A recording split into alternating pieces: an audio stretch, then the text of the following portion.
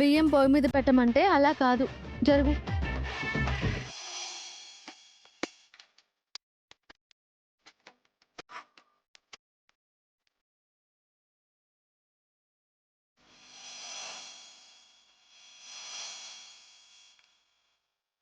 ఇందులో ఇప్పుడు ఇలా నీళ్లు పోయాలి. పోసి బాగా కడగాలి.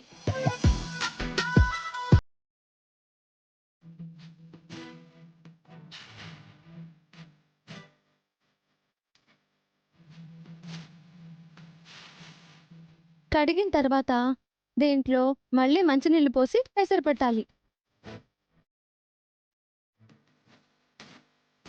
ఇప్పుడు ఈ నీళ్లు పారబోసి ఎసరు నీళ్లు పెట్టి స్టవ్ వెలిగించాలి. ఓ ఇంతేనా? అంతే మరి.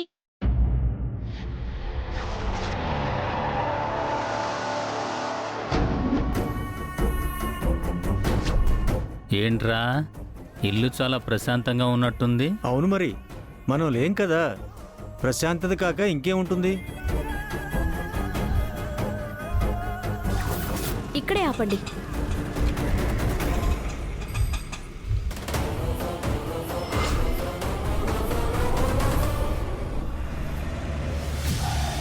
ఈ ఆడంగులంతా ఎవర్రా ఇంట్లోకి వెళ్తున్నారు? చుట్టాలేమో బావా. వీళ్ళ ఫేసులు చూస్తుంటే ఏదో తేడా కొడుతుందిరా. వెళ్ళి ఏం జరుగుతుందో చూడు. సరే బావా. లలిత గారు, లలిత గారు, లలిత గారు,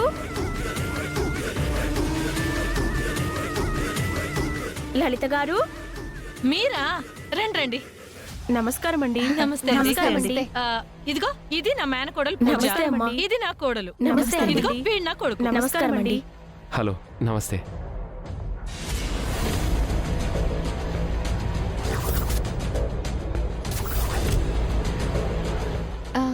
ఎవరైతే వీళ్ళు? మేము శాంతి అనాథాశ్రమం నుండి వస్తున్నామమ్మా. ఓహో.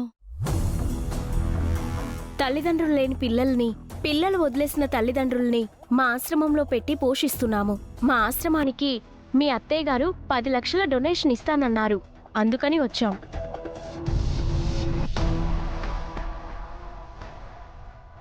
ఆ? 10 లక్షలా? అవును పూజ.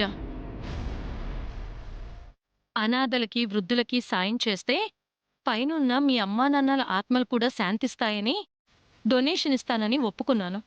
తప్ప? బాలే దానవత్తయ్య, అలాంటి వాళ్ళకి సహాయం చేయడం మన అదృష్టం. Cheque book తెస్తానుండండి.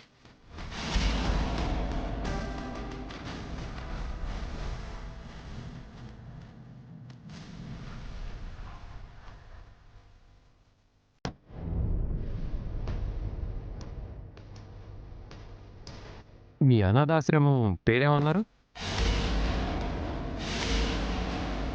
శాంతి అనాథాశ్రమం.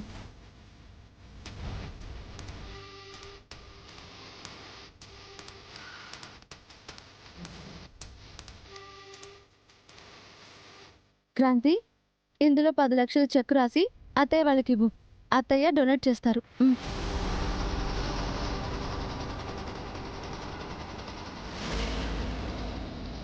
నేను చెప్పానా నా మేనకోడలిది చాలా మంచి మనసు అని?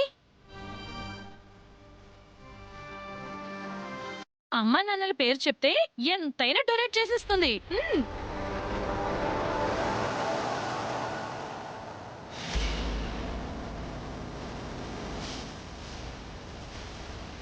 అలా చూస్తావేంటే?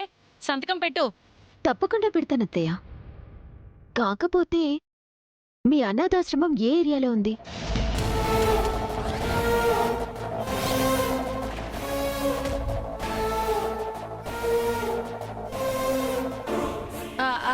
అంటే అది Banjara hills road number 4.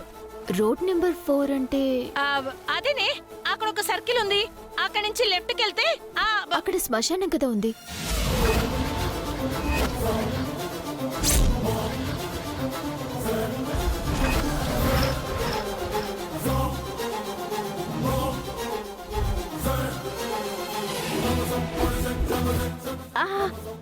Road number 4 కాదు లలిత గారు, 5 5 5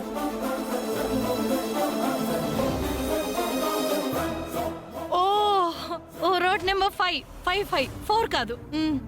5లోనా? ఇది మళ్ళీ అలా అడుగుతుందేంటి? కొంపతీసి అక్కడ కూడా దీనికి తెలుసా ఏంటి? అంటే మీరు వాళ్ళ అనాథాశ్రమాన్ని ఇంతవరకు చూడలేదా అత్తయ్య? అంటే అక్క రోడ్ నెంబర్ కొంచెం కన్ఫ్యూజ్ అయినట్టుంది, అంతే కదక్క? ఆ, అవును అంతే. జస్ట్ లిటిల్ బిట్ కన్ఫ్యూజన్ అంతే. అయితే ఆశ్రమాన్ని చూసారా మీరు?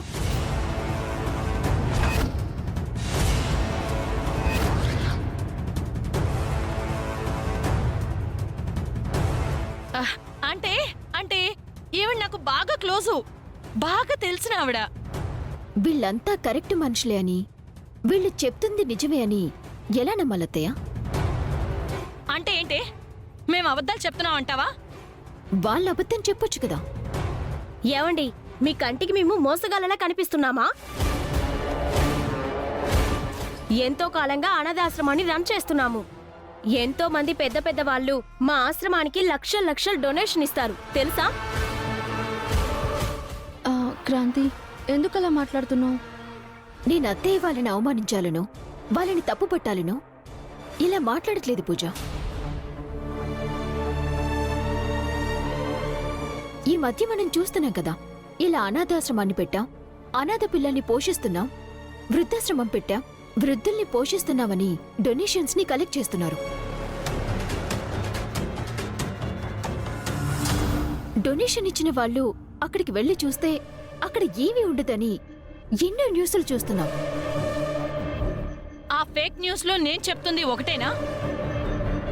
నేను చెప్తున్నాను కదా, వీళ్ళు ఒరిజినలే, మోసం చేసేవాళ్ళు కాదు. కాకపోతే మరీ మంచిదత్తయ్య. 10 కాకపోతే ఇంకొక 5 పెంచి 15 లక్షలిద్దాం.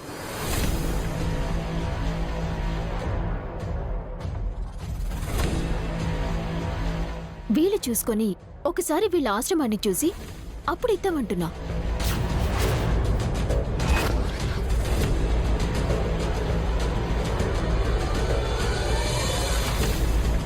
అంటే మా అక్క మీ దగ్గర డబ్బులు కొట్టేయడానికి ఎవరినో తీసుకొచ్చి నాటకం ఆడిస్తుంది అనుకుంటున్నావా? మన క్యారెక్టర్ చెప్పాల్సిన డైలాగులు ఇది చెప్పేస్తుందేంటి? ఆ మాట నేననట్లేదు అత్తయ్య, మీరే అంటున్నారు. ఆస్తి నీ పేరు మీద ఉందని పొగరు చూపిస్తున్నావు కదే. పొగరేంటత్తయ్య? కాకపోతే వాళ్ళు తెలుసని చెప్తున్నా వినకుండా నీ ఆరాలేంటి? 5 10 అయితే ఇన్ని అడగాల్సిన అవసరం లేదు. కానీ లక్షలు డొనేట్ చేస్తున్నప్పుడు మనం ఎవరికిస్తున్నామో, వాళ్ళు ఎవరికెలా ఖర్చు పెడుతున్నారో తెలుసుకోవాలి కదత్తయ్య. నేను మాట్లాడిన దాంట్లో తప్పేంటో నాకు అర్థం కావట్లేదు. ఏంటి పూజ? అవునత్తయ్య, లక్షలు ఇస్తున్నాం కదా, ఒక్కసారి ఆశ్రమాన్ని చూసి ఇవ్వడంలో తప్పేం లేదు కదా.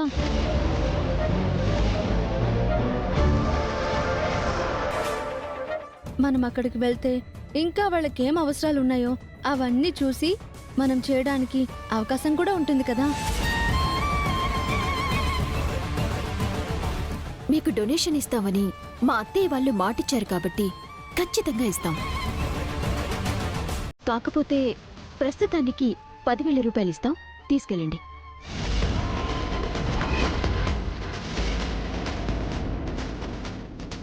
ఆ తర్వాత ఆశ్రమానికొచ్చి మిగిలిందిస్తాం.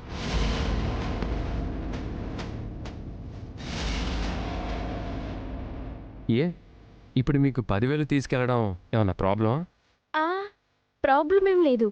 No problem, no problem.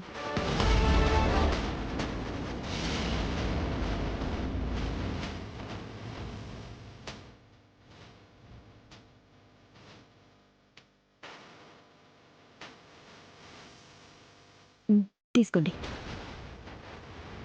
వీలు చూసుకుని మేమే ఆశ్రమానికి వస్తాం, వెళ్ళండి. అలాగే అండి, వెళ్ళొస్తామండి. వస్తామండి. నమస్తే.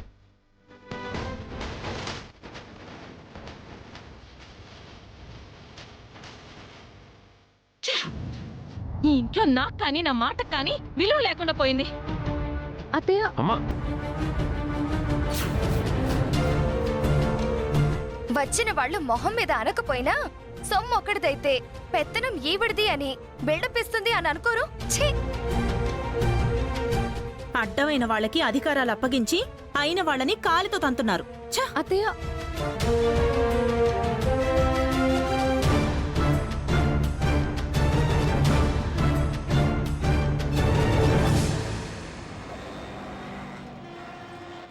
బావా బావా ఉమ్, నువ్వు సూపర్ బావా. అసలు నీ బ్రెయిన్ ఇంత షార్ప్ ఏంటి బావా? ఫ్యూచర్ని ముందుగానే ఎలా చెప్పగలుగుతున్నావు? హౌ హౌ అని? ఏంట్రా? ఐన్స్టీన్ బ్రెయిన్ని మ్యూజియంలో పెట్టారంట. నువ్వు పోయాక నీ బ్రెయిన్ కూడా దాని పక్కనే పెట్టాలి బావా. దగ్గరుండి నేను పెట్టిస్తాను. రేయ్, అసలు ముందు విషయం చెప్పరా?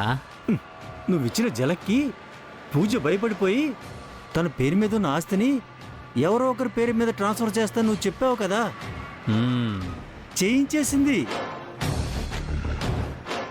అవునా? అయితే ఇక పూజ ఆస్తి మన చేతికి వచ్చేసినట్టే. ఆస్తి కాదు, చిప్ప చేతికొచ్చినట్టే. పూజ ఆస్తి ట్రాన్స్ఫర్ చేసింది నువ్వు ఎక్స్పెక్ట్ చేసినట్టు ఆ లలీ బ్యాచ్కో కళ్యాణి గాడికో కాదు. అది ట్రాన్స్ఫర్ చేసింది క్రాంతికి.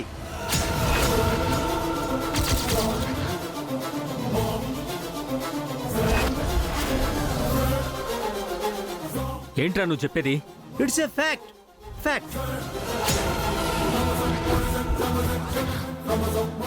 మా పెద్దమ్మ తర్వాత పూజ ఆస్తిని కొట్టేయడానికి ట్రై చేసినోడు నువ్వు. మరి ఆ లలీ బ్యాచ్ ఆ ఇంట్లోనే ఉంటూ ఆ పిల్ల చిన్నప్పటి నుంచి ఆస్తిని కొట్టేయడానికి చూస్తున్నారు. ఆస్తి క్రాంతి చేతికి పోయిందని నువ్వే ఇంత డల్ అయిపోతే మరి వాళ్ళ పొజిషన్ ఏంటి బావా? ఆస్తిని మాత్రం చేయి జారనివ్వనరా. అన్ని దారులు మూసుకుపోయినా ఏదో ఒక దారి తెరిచే ఉంటుంది అంటారు. హాఫ్ బ్రెయిన్ క్యాండిడేట్ అయినా నువ్వే నాకు దారి చూపించావు. నేనా?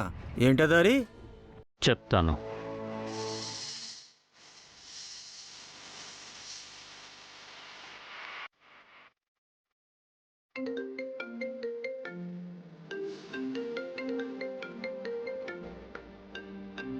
వీడేంటి నాకు ఫోన్ చేస్తున్నాడు? ఎవరక్క? ఇంకెవరు? వాడే, ఆ బాబ్జీ గాడు. వేస్ట్ గాడు. వాడితో మనకు పనేంటక్క? ఫోన్ కట్ చేయి.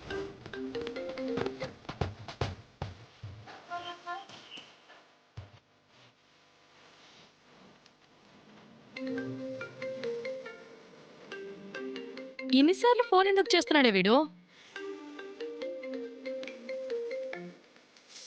ఏ, ఎందుకు ఊరికే నాకు ఫోన్ చేస్తున్నావు? బానిస బ్యాచ్ ఎలా ఉన్నారో కనుక్కుందామని.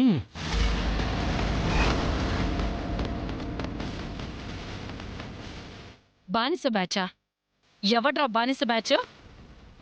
పూజ తన ఆస్తి క్రాంతి చేతులు పెట్టేసిందంటగా. ఇప్పుడు క్రాంతి ఏం చెప్తే అదే వినాలంటగా మీరు. అంటే క్రాంతి దగ్గర మీరు బానిసలేగా. మా పూజ ఆస్తిని కొట్టేయాలనుకున్న బెదవి మా పర్సనల్ విషయాలు నీకెందుకురా?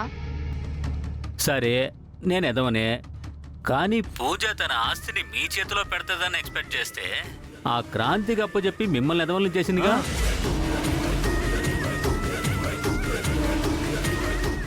అయినా నేనేమీ మిమ్మల్ని ఎగతాళి చేయడానికి చేయలేదు, సాయం చేద్దామని చేశాను.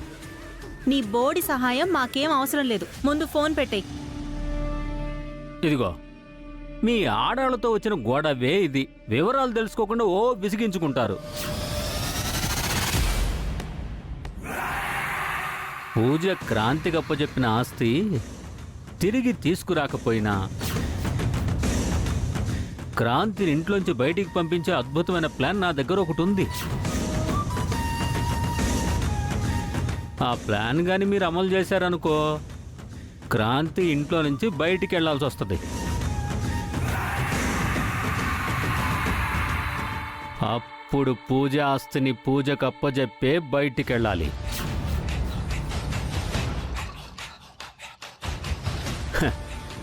అప్పుడు పూజ ఏం చేస్తుంది? నేనంటే భయపడి క్రాంతికి ఇచ్చిన ఆస్తిని తిరిగి మీ చేతుల్లో పెడతది. ఆస్తి మీ చేతికి వచ్చిన తర్వాత మీకు ప్లాన్ చెప్పినందుకు నాకు తృణమో ఫలమో ఇస్తే చాలు. ఏమంటారు? నిన్నెలా నమ్మమంటావు? అబ్బా, నమ్మట్లేదు బావా. అరే, నేనేమన్నా అడ్వాన్స్ అడుగుతున్నానా? ఐడియా చెప్తాను, వినమంటున్నాను. ఫాలో చేయండి, ఫలితం చూడండి, ఆ తర్వాతే నమ్మండి.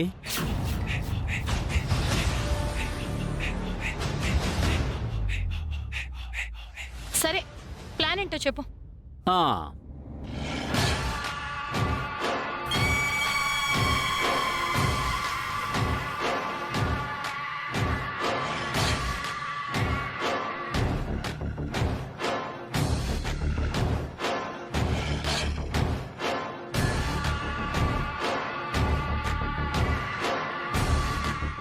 ఎలా ఉంది ప్లాన్?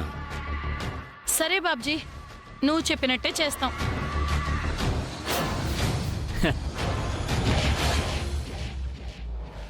ఏరా గిరి? గొర్రె కషాయవాడిని నమ్మినట్టు వీళ్ళు నేను భలే నమ్ముతున్నారు బావా.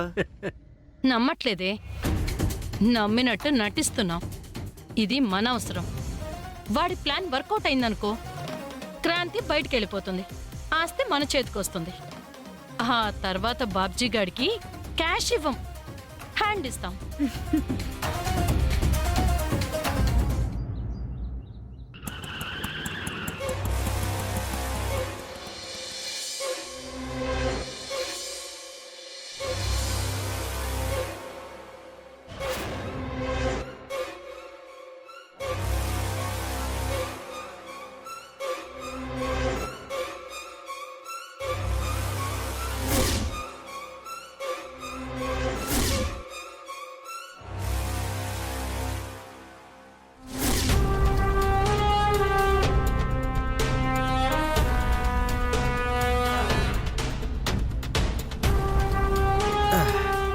లలితమ్మ గారు, లలితమ్మ గారు. మీరు కిరాణా షాప్ సుబ్బయ్య కదూ? అవునమ్మా, బాగున్నారా? బాగున్నాం. సుబ్బయ్య, సామాన్లు మొత్తం తెచ్చేసావా? తెచ్చానమ్మా, మీరు రావడం కుదరదన్నారుగా, అందుకే నేనే పట్టుకొచ్చేసాను. ఎంతయింది? ఎంతమ్మా? 50,000.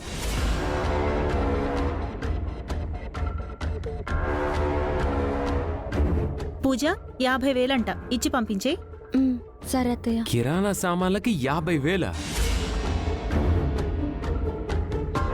రే, అవేం వారానికో 10 రోజులకో తెప్పించిన సరుకులు కావురా. మాటి మాటికి ఎవరెళ్తారని 3 నెలలకి ఒకేసారి సరుకులు తెప్పించా, అందుకే అంతయింది. ఓహో. సుబ్బయ్య గారు, ఒకసారి అన్ని లెక్క చూద్దామా?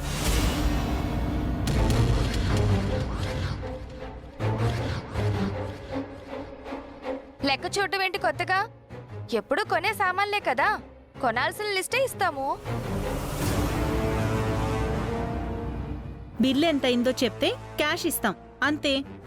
ఇప్పటి వరకు సంగతి సరే అత్తయ్య, కానీ ఇప్పుడు బాధ్యతలన్నీ చూసుకోవాల్సిన బాధ్యత పూజ నా మీద పెట్టింది. ప్రతి రూపాయికి నేను పూజకి లెక్క చెప్పాలి. సుబ్బయ్య గారు, లెక్కలు చెప్పండి. అలాగేనమ్మా.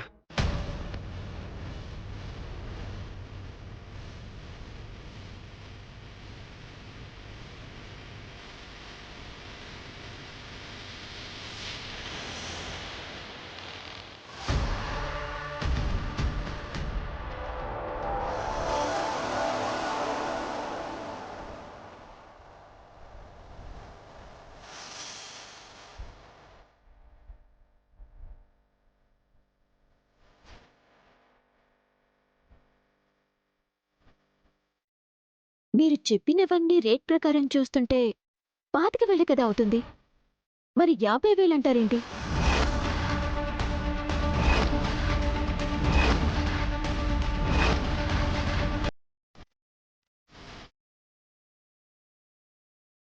ఆహా, అదేం లేదమ్మా, 50,000. మీరే ఏదో తప్పు లెక్కేసుంటారు. లెక్క తప్పుగా నేను చూసానా? నువ్వు తప్పు లెక్కలు వేస్తున్నావా?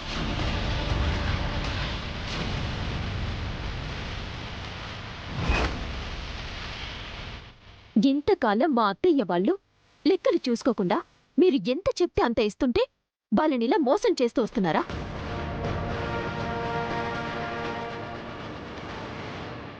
ఏంటండి ఇది?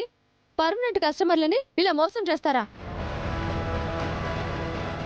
మాట్లాడరేంటండి? ఎంతకాలం నుంచి జరుగుతుంది ఈ దోపిడీ? తప్పు చేసిన వాళ్ళనైనా క్షమించొచ్చు, కానీ నమ్మించి మోసం చేసే వాళ్ళని క్షమించకూడదు. ఏమండి, పోలీసులకి ఇప్పుడు ఫోన్ చేయండి.